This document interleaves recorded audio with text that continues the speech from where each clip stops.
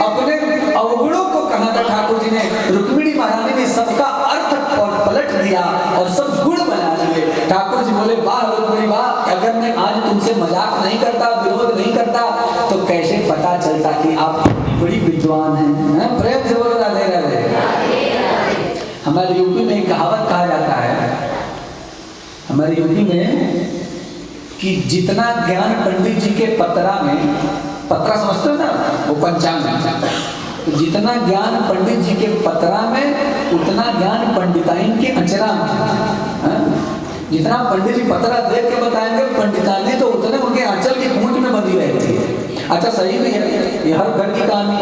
भाई लोग के पर्स में बहुत चेक कर दो तो कितना होगा, 5,000 रुपए होगा, बहुत होगा तो नहीं तो 500-1000 रुपए लेके निकल लेते हैं। और ये बहन लोग ये बिना पर्स के भी लेके गई हो, खाली कान वाला खोल दें अपना, तो बराबर हो जाएगा कि नहीं हो जाएगा। तो जितना पंडित जी के पतरा में उतना पंडिताइन के अचरा में। हमारे यूपी में कहा जाता है, वो एक पंडित जी उनके पास आते जैसे भूत प्रेत हो सब टोना टोटका वाला उतारना, तो एक काम करते थे पंडित कि उनको मंत्र याद था, मंत्र से फूंक मारते थे, ऐसा करते थे। और पंडिताइन वो घास फूस की झोपड़ी थी, तो बरसात में वो जल टपकता था, तो रोज पंडिताइन करे, पंडित जरा इसको बांध दो, ये जरा इस झोपड़ी को बांध दो, इसको बांध दो जरा। तो पंडित जी सुनते कि ऐसा बांधूंगा, रोज डालते थे। तो एक दिन कोई आया अपना नजर उतरवाने, तो पंडित जी मंत्र पढ़ के उसको झाड़ रहे थे। अच्छा मंत्र क्या पढ़ते थे, कहते आकाश बालू पाताल बालू घाट का घटोई बालू मरघट का मथान बालू छू, आकाश बालू पाताल बालू सात समुद्र पार बालू घाट का घटोई बालू मरघट का मथान बालू छू, यही करते। पंडिताइन ने कहा कि देखो ये कहते क्या है, कौन सा मंत्र पढ़ते हैं। जैसे बोले आकाश बालू पाताल बालू घाट का घटोई बालू मरघट का मथान बालू छू, पढ़ते हैं। अरे बस कर रहने दे, 1 महीने से छप्पर तो बांधा नहीं जा रहा, आकाश पाताल बांध रहा है। तो पतियों को भ्रम कहता है कि हम ज्यादा पढ़े लिखे, हम ज्यादा विद्वान, ये अपने प्यार एक लाइन में सब खत्म कर देती है। हाँ चलो ठीक है, सब पता है, बोलो राधे राधे। ठाकुर जी बोले रे रुक्मिणी तुम इतनी विद्वान हो, हमको तो पता ही नहीं था। बड़ा सुंदर सब आनंद चल रहा है। इसके बाद जो आज की प्रमुख कथा है, उस कथा को सुनाया है सुखदेव भगवान। प्रेम से बोलो राधे राधे।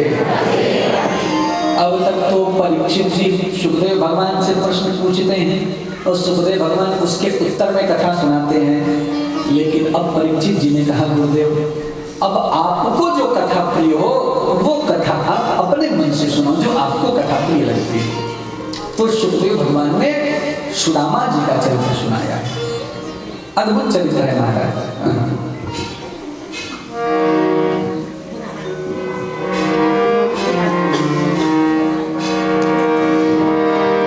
कृष्णस्यासी सखा कश्चिद् ब्राह्मणो ब्रह्मवेत्तमः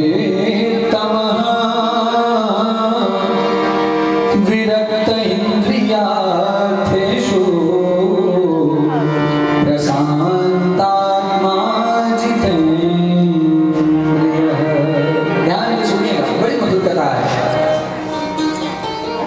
सुखदेव भगवान कहते हैं परीक्षित कृष्ण के एक सखा थे, लेकिन 2 अध्यायों में सुदामा जी की कथा सुनाई गई है मल्होत्रा जी, लेकिन सुदामा जी का कहीं नाम नहीं लिया है सुखदेव भगवान, कहीं भी नाम नहीं। भागवत के जितने भी गुण चरित्र हैं, खास चरित्र हैं, उनका नाम नहीं लिया है। किसका किसका नाम नहीं लिया है सुखदेव भगवान ने? एक तो राधा रानी का नाम नहीं लिया पूरे भागवत में। जहां भी राधा रानी की बात आती है वहां सुखदेव भगवान कहते हैं एक गोपी, ऐसा एक गोपी करके संबोधन किया। और राधा रानी कहीं नहीं, यशोदा मैया को छोड़ के किसी गोपी का नाम नहीं आया भागवत में। तो गोपियों का नाम नहीं है, राधा रानी का नाम नहीं है, और सुदामा जी का नाम नहीं लिया गया। क्यों नहीं लिया गया इन लोगों का नाम? क्योंकि ये जो तीनों हैं ऐसे चरित्र हैं, गोपियां, राधा, सुदामा जी, जिन्होंने अपना आप समाप्त कर दिया, मैं तत्व समाप्त हो चुका है। अब ये गोपियां रही ही नहीं, केवल कृष्ण ही कृष्ण बचे, राधा रही ही नहीं है, केवल कृष्ण ही कृष्ण बचे। श्याम तन श्याम मन श्याम ही हमारो धन, आठो याम ऊधो हमें श्याम ही सो काम है। और श्याम ही है श्याम जिए श्याम बिनु नाही दिए, आधे की लाकड़ी आधार श्याम नाम है। श्याम गति श्याम मति श्याम ही है प्राणपति, श्याम बिन जाए कहाँ कौन श्याम नाम है। और ऊधो तुम भय बोरे पाती लेके आए दौड़े, योग कहाँ राखे यहाँ रोम रोम श्याम। गोपियों का, श्री किशोरी जी का रोम रोम रोम रोम कृष्ण ही बन चुका है, कृष्ण के अलावा वहां कुछ है ही नहीं, कुछ नहीं। और इसी तरह के एक पात्र है सुदामा जी महाराज, इनका भी अपना मैं तत्व समाप्त हो चुका है, अपना कुछ है ही नहीं। कैसे है? अच्छा, जितना विशेषण सुदामा जी के साथ लगाया है सुखदेव भगवान ने, उतने विशेषण किसी के साथ नहीं लगाया। क्या विशेषण? कृष्ण शासी सखा कश्चित, ये किसके सखा है? कृष्ण के। इसमें सुदामा जी ने ये नहीं कहा कि कृष्ण इनके सखा है, बल्कि ये कहा कि ये कृष्ण के सखा है। सुनने में बात एक जैसी लग रही है, लेकिन एक है नहीं। जैसे कोई एक व्यक्ति बोला मैं प्रधानमंत्री को बहुत अच्छे से जानता हूँ, उसका मित्र बोला यार मेरा एक काम है, जरा करवा दे प्रधानमंत्री से करके, बोले नहीं करा सकता। क्यों नहीं करा सकता? तो प्रधानमंत्री बहुत अच्छे से जानता है। उसने कहा मैं प्रधानमंत्री को अच्छे से जानता हूँ, प्रधानमंत्री थोड़ी ना मुझे अच्छे से जानता है। तो मैं प्रधानमंत्री को जानूं ये अलग बात है, और प्रधानमंत्री मुझे जाने ये अलग बात है। यहां पलड़ा सुदामा जी का भागी है, ये कथा कृष्ण के मित्र की कथा नहीं है, इसमें सुदामा जी का पलड़ा भागी।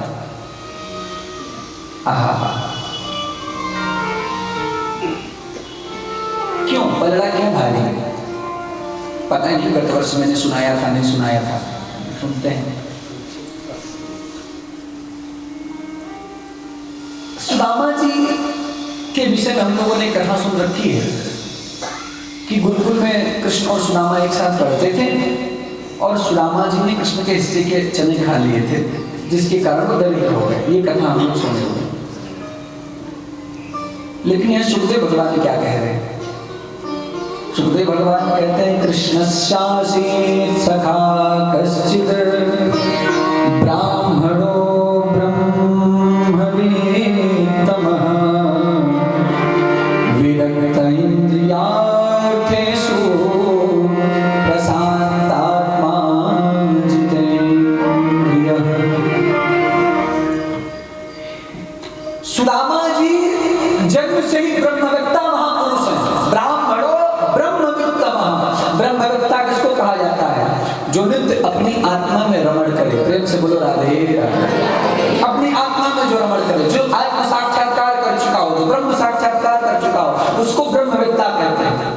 उसके लिए कोई योग, कोई साधना, कोई सिद्धि, कोई तपस्या शेष नहीं है। सारी सिद्धियां, सारे निधियां उसके हृदय में स्वयं प्रकाशित रहती हैं। ऐसे महापुरुषों से जो आत्मा में रमण करे, इसको ब्रह्मवेत्ता कहा गया। सुदामा जी ने वो चने क्यों खा लिए थे? देखो, मैत्रेय संहिता में कथा आती है। मैत्रेय संहिता में कथा आती है कि एक विधवा ब्राह्मणी थी,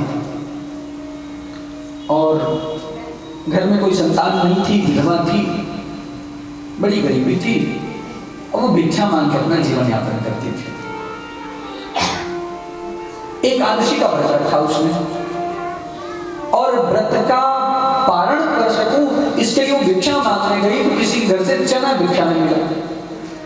वो चने लेकर आई, उसने लाल कपड़े में पोटली में बांध के रख दिया, और सोचा कि द्वादशी में अगले दिन, एकादशी के अगले दिन मैं पारण करूंगा।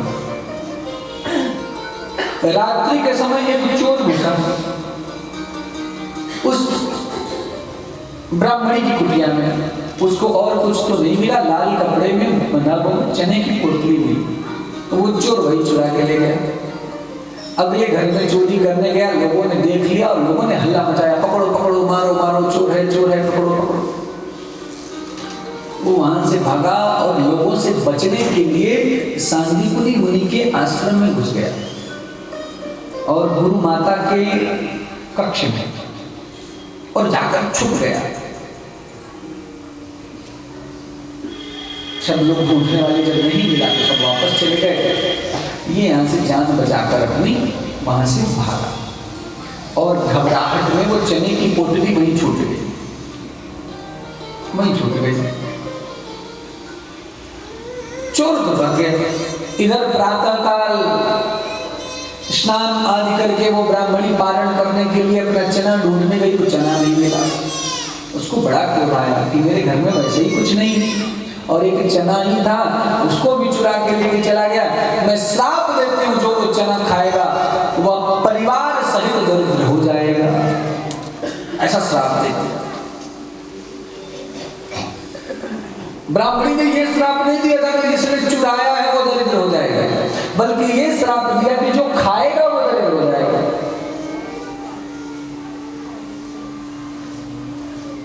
इधर संविधा चयन करने जाना था, लकड़ियां बीनने के लिए। अच्छा देखो, कृष्ण मथुरा के राजा के पुत्र हैं, वसुदेव के पुत्र हैं, और सुदामा एक गरीब ब्राह्मण के पुत्र हैं। लेकिन गुरुकुल की व्यवस्था कैसी है कि दोनों संविधा चयन करने के लिए जा रहे हैं। राजा के लड़के के लिए अलग व्यवस्था और एक गरीब ब्राह्मण के बच्चे के लिए अलग व्यवस्था, ऐसा नहीं था। हमारी प्राचीन शिक्षा व्यवस्था बड़ी गजब की थी हमारी।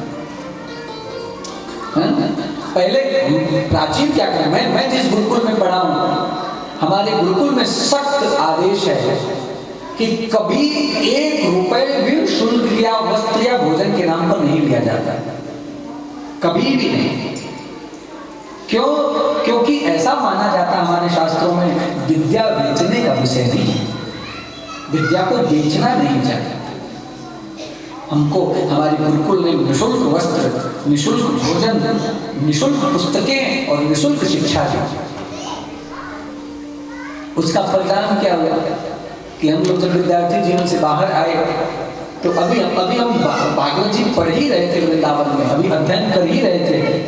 उस समय भी हमने और शशांक शुक्ला जी ने, हम लोगों ने मिलकर 5 बच्चों को निःशुल्क पढ़ाना शुरू किया था अपने पास रखकर, उनको कपड़ा वस्त्र आदि सब देकर। क्यों ये संस्कार क्यों आया मन में? क्योंकि हमेशा से कि हमको किसी ने निःशुल्क भोजन देकर वस्त्र देकर पढ़ाया है, तो हमारा भी कर्तव्य बनता है कि हम इसको आगे ट्रांसफर करें, हम भी किसी को निःशुल्क को शिक्षा प्रदान करें।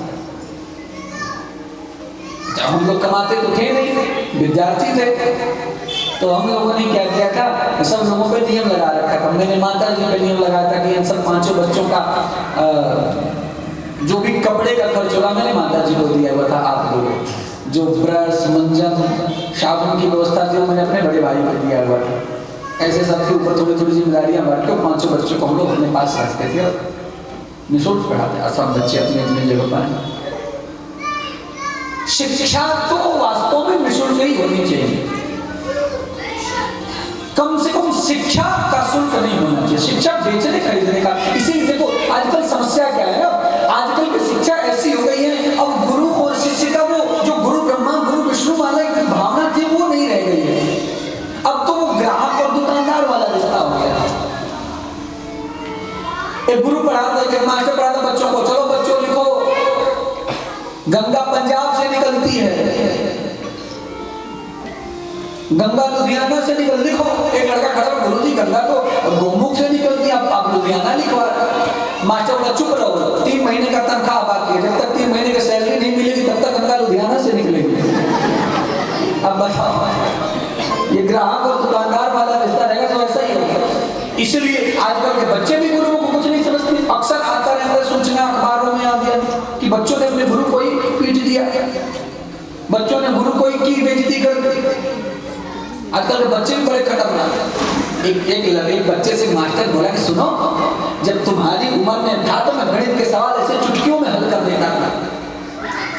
तुम्हारी उम्र का था तो गणित का सवाल चुटकियों में हल कर कर देता था। लड़का बोला, सर जी आपके मास्टर साहब बढ़िया रहे होंगे। समझ में आया?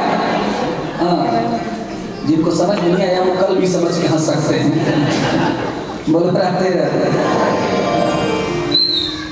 एक मास्टर ने पूछा बच्चों से, बताओ दुर्घटना और दुर्भाग्य में क्या अंतर है? तो लड़का बोला, गुरु जी स्कूल में आग लग जाए ये दुर्घटना है, और उस आग में आप बच जाएं ये दुर्भाग्य है। बड़ा आजकल गुरु शिष्य का वैसे, आजकल बच्चों को पता चले कि गुरु जी का एक्सीडेंट हो गया, गुरु जी मर गए, तो लड़के कहेंगे छुट्टी छुट्टी छुट्टी, क्योंकि ये दुकानदारी है। बैग स्कूल में मिलता है, कॉपी किताब स्कूल में, ड्रेस स्कूल में, बेल्ट स्कूल में, जूता स्कूल में, मोजा स्कूल में, सब स्कूल में, और पढ़ाई बोले ट्यूशन लगा लो, कोचिंग लगा लो। अच्छा, आजकल बच्चों की कम पढ़ाई नहीं, मास्टरों की ज्यादा पढ़ाई हो रही है, वो अभिभावकों की ज्यादा पढ़ाई हो रही है, गार्जियन की। प्राचीन शिक्षा व्यवस्था अद्भुत थी महाराज।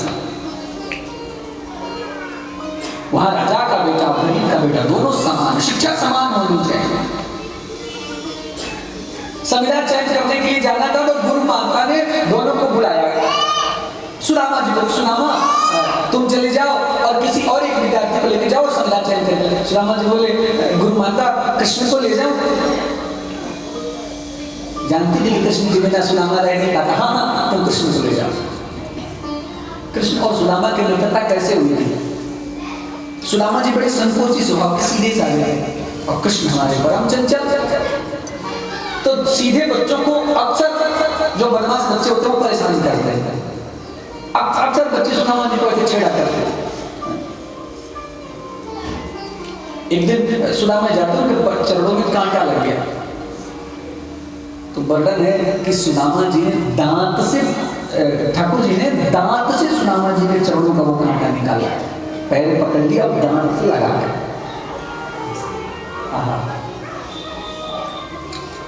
ये सुदामा जी पता कौन है? ये त्रेता वाले केवटी हैं। इस कथा पर हम लोग फिर चर्चा करेंगे, राम कथा में इस पर चर्चा करेंगे। महाराज प्रभु ने सुदामा जी से मित्रता की, सब जितने उदंड बालक थे उनका निग्रह किया। हमारे प्रभु ऐसे ही हैं, दीनहीनों को प्रभु जल्दी स्वीकार कर लेते हैं। जाने लगे तो हाँ लो, ये दोपहर को भूख लगे तो ये ले जाओ, ये चने खा लेना भूख लगे तो। और वही लाल पोटली जो कमरे में पड़ी थी वही उठा के सुदामा जी के हाथ में रख दी।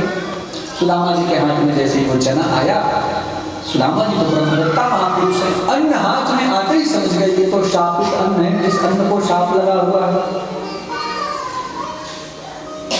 सुदामा जी के मन में पहले ख्याल आया कि इस चने को मैं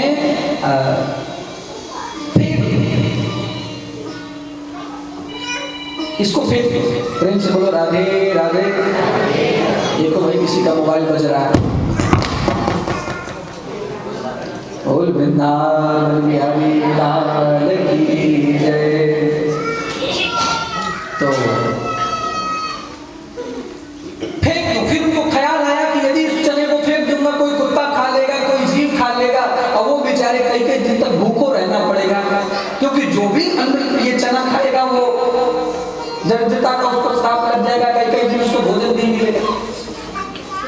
सुदामा जी उस चने को लेकर गए और स्वयं खाने लगे। किसी जीव को भी श्राप न भोगना पड़े, मैं भोग लूं ये स्वीकार है, लेकिन किसी और को ये श्राप न भोगना पड़े।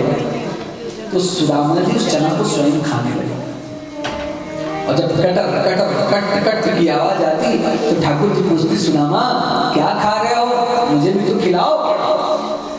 तो सुदामा जी कहते नहीं, थोड़ी ठंड है ना तो मेरे दांत बच रहे हैं। झूठ बोल दिया। सुदामा जी जानते थे कि चना में दे दूंगा, एक चने का भी दाना खा लिया कृष्ण ने तो ये श्राप उनको भी भोगना पड़ेगा। मैं कष्ट भोग लूं लेकिन मेरे मित्र को ये कष्ट नहीं भोगने। कारण यही है कि पलड़ा सुदामा जी का भारी है। सुदामा जी का पलड़ा भारी है। अब कल्पना करो, सुदामा जी ने कृष्ण को 4 मुट्ठी चावल दिया है ना, और ठाकुर जी ने बदले में प्रेम से बोलो राधे राधे। थोड़ा जोर से बोलेंगे, थोड़ा और जोर से। हाँ।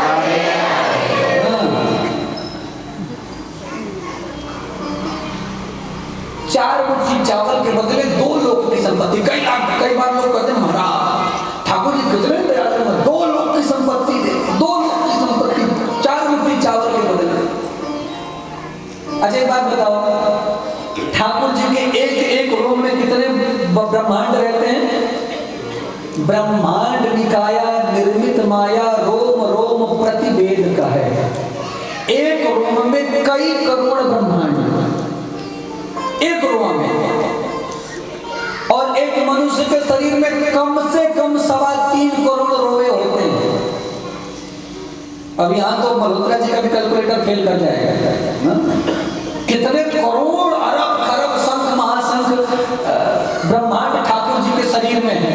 और हर ब्रह्मांड में ऐसे ऐसे 14 भुवन हैं, अतल वितल सुतल तलातल रसातल महातल पाताल भू भू स्व महाजन तप सब। अब कल्पना करो इतने ब्रह्मांडों, इतने अरबों खरबों अनकाउंटेबल लोगों में से ठाकुर जी ने सुदामा जी को कितना प्रदान किया है? 2 लोग।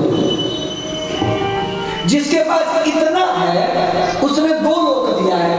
और सुदामा जी ने क्या दिया? 4 मुट्ठी चावल। वो चावल दिया है जो सुदामा जी के पास भी नहीं था। सुदामा जी ने मांगकर चावल दिया है, कहीं और का चावल, किसी और से लाकर चावल दिया। आहा।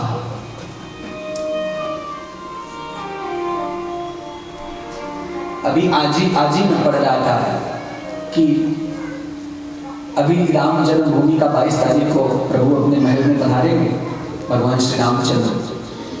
तो वहां कुछ भिखारियों को भी आमंत्रण दिया गया है, भिखारियों को कार्ड गया है वहां उस कार्यक्रम में शामिल होने के लिए। तो मेरे जिज्ञासा कि भिखारियों को क्यों बुलाया गया? तो पढ़ा तो पता चला उन भिखारियों ने भीख मांग मांग के 4 लाख रुपए राम मंदिर को प्रदान किया।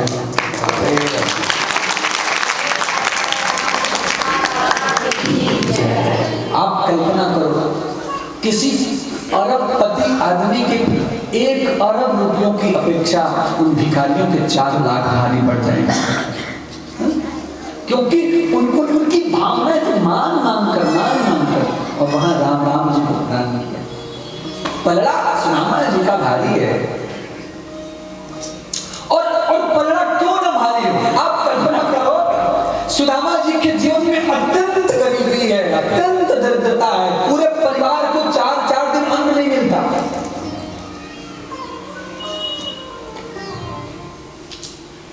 बच्चों की हालत ये रहती है कि बच्चे चलते हैं तो चक्कर आ जाता है, लड़खड़ा के बच्चे गिर जाते हैं। बारिश होने लगती है तो जितनी बारिश बाहर उससे ज्यादा बारिश इनके पीछे झोपड़ी में गिरती है, ठीक से ढकने को झोपड़ी भी नहीं है, तन ढकने को रजाई और कंबल नहीं है। तो माँ सुशीला क्या करती है, सुदामा जी की पत्नी की फटी हुई धोती के बीच में चूल्हे की राख भर देती हैं, उसी राख से ढकती हैं बच्चों को।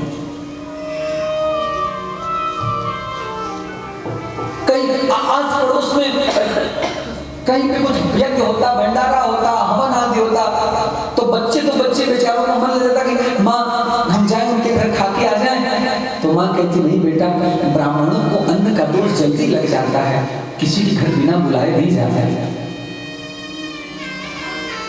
बच्चों को भूख लगती, माँ भूख लगी है तो माँ अच्छा तो बैठो अभी कुछ बनाती हूँ, चूल्हा जलाती है, लकड़ी जला के मिट्टी का पात्र रख देती, उसमें पानी डालकर और उसको चलाती रहती, चल बेटा भी खिचड़ी बना।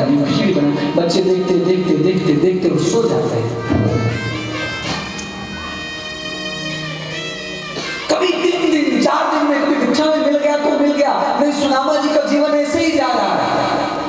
संयोग ऐसा सुदामा जी का नियम है कि केवल 4 घरों से भिक्षा मांगनी है और उन 4 घरों में उतनी देर ही रुकना है जितनी देर वो दो हनुमात्रेण, जितनी देर में गाय को दुहा जाता उतनी देर ही रुकते हैं। और श्राप के कारण स्थिति ये होती है कि जिस घर में जाते हैं तो कहीं सूतक रहता है, कहीं पात्रक रहता है, कहीं गोदोहन काल के समय वहां कोई रहता नहीं है और 4 सच्चाई नियम है, चारों घरों में कुछ नहीं मिलता, वापस आ जाते हैं, भूखो रह जाते हैं। न वस्त्र है, न अन्न है, न ओढ़ने बिछाने के लिए कपड़े हैं। अत्यंत गरीबी में जीवन कट रहा है।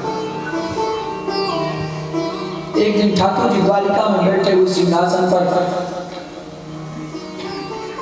गाल पर हाथ लगाए चिंतित अवस्था में और आंखों में आंसू भरे हुए रुक्मिणी महारानी आई, प्रभु आप इतने चिंतित क्यों दिखाई दे रहे हैं? हो ना हो, जरूर आपका कोई भक्त संकट में होगा। तो प्रभु यदि कोई भक्त संकट में भी है तो आप उसके संकट को दूर करो, इसमें चिंता होने वाली क्या बात? प्रभु ने कहा कि रुक्मिणी, मैं एक अपने नियम से बंधा हूं कि मैं केवल उसकी ही मदद कर सकता हूं जो मुझसे मदद की अपेक्षा रखे, जो मुझसे कुछ चाहे मैं तभी उसको दे सकता हूं। यदि बिना चाहे देने लगा तो फिर सबको देना पड़ेगा। ऐसा नहीं कर सकते कि एक ने बिना नहीं चाहा उसको दे दिया और दूसरे ने नहीं चाहा तो उसको नहीं देगा, फिर ये पक्षपात हो जाएगा। बात समझ में आ रही है? मेरा भक्त है, मेरा मित्र है सुदामा, वो अत्यंत कष्ट में, अत्यंत पीड़ा में है, लेकिन क्या करूं, उसके मन में मुझसे चाहने की कुछ मांग ही नहीं है, चाह ही नहीं है, कोई आकांक्षा ही नहीं है, तो मैं कैसे प्रदान करूं? मैं भी चाहता हूं उसका दुख दूर कर दूं, लेकिन पहले उसके मन में चाह पैदा करनी पड़ेगी, चाह पैदा करनी पड़ेगी।